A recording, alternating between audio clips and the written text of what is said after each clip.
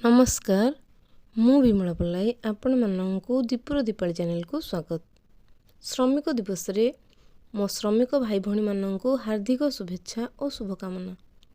ईश्वर समस्तंकर मंगल करंतु। कविताटीर शीर्षक श्रमिकर अवदान। मुंडर झाड़कू तुंडरे मारिजे करी थांती श्रम दान।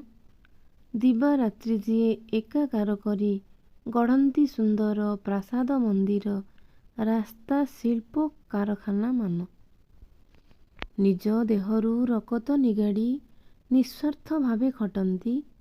निज श्रम बले पथर देहरे प्राण से भरी पारंती।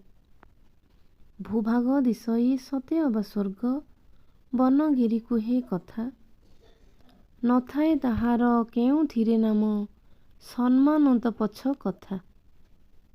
श्रमिकर निष्ठा परिश्रम पाई धरा कोले सबुजिमा लहड़ी भांगे।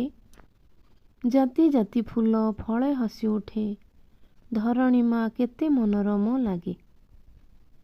ए माटी गर्भरु उत्तोलित हुए राशि राशि खनिज द्रव्य।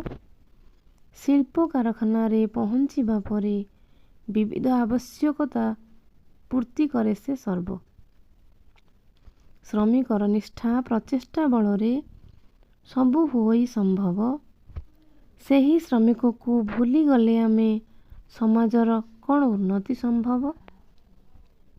आम सुंदर भारत वर्षरे आमदानी रप्तानी हुए। श्रमिक बसिले घरे नीरवरे देश की चलिबो हाय। नाही मने दुख पाए ना आदर पारिश्रमिकता मिलुछि। भंगा चाल घरु भविष्यतार स्पष्ट प्रमाण मिलुछि। भितरे भितरे निज स्वप्न को भांगी थाए गढ़ी थाए। ताश्राम दानरे न थाए छलना निज संतानर भविष्यत पाई सब कष्ट सही थाए।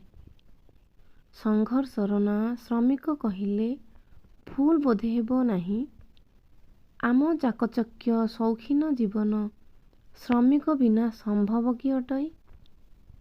टंका पाई झाड़ बुहाई थाए से आम स्वप्न को सजाड़े। निज परिवार सुख शांति पाई विदेश को पाद काढ़े। केते झड़ झंझा कोभिड आसिला हाथ तार रही नाही। निज स्वप्न को रूप देबा पाई अहरह खटे आमरी श्रमिक भाई।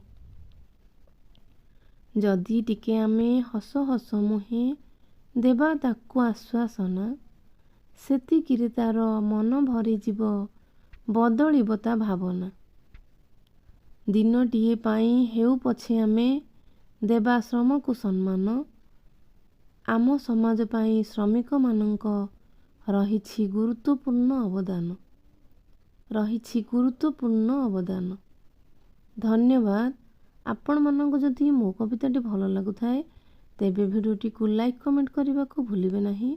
चैनल नुआ थिले सब्सक्राइब कर दियंतु।